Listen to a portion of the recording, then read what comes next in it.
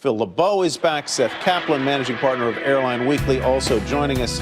Guys, thanks very much for being here. Phil, what can or should airlines do to clamp down on these in-flight quarrels, whether it happens to be over somebody's luggage or reclining seats or something else? What can they do?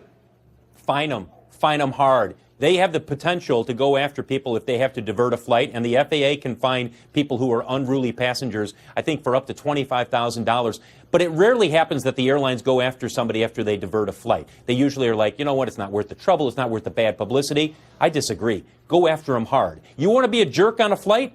Write $10,000 out to an airline or to the FAA. This is not some game. You're here from point A to point B. And if you can't control yourself, and if you force the airline to divert the flight, then you ought to be paying. Jerks on a plane, Seth. What do we do about them? Yeah, totally agree with Phil there. And not only that, but, we're still making these announcements about, fines for smoking in the lavatory. That's not all that big of a deal. We've seen lately there are bigger deals. Announce that. Announce the $25,000 potential FAA fine. Make people realize that there are real consequences for this because, Tyler, quite honestly, particularly when you go back to that United incident in the Economy Plus section where the guy who started it had, a half-foot more legroom than plenty of people over on Spirit who don't start fights. Some of these people, quite honestly, seem to have issues that probably have more to do with other things than reclining seats. Is one way, well, no, I'm sure they have issues, whatever is going on in their lives that may pollute their experience on a crowded airplane. But Seth, is there an argument to be made for having seats that just don't recline? Well, I mentioned Spirit just a minute ago. They do that. I mean, they euphemistically call them pre-reclined seats, but pre-reclined seats. That's nice. That's rich.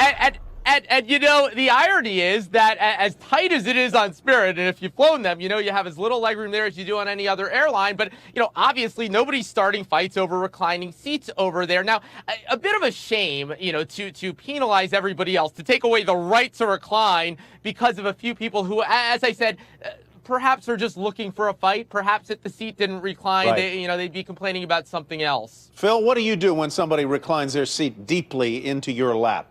Anything?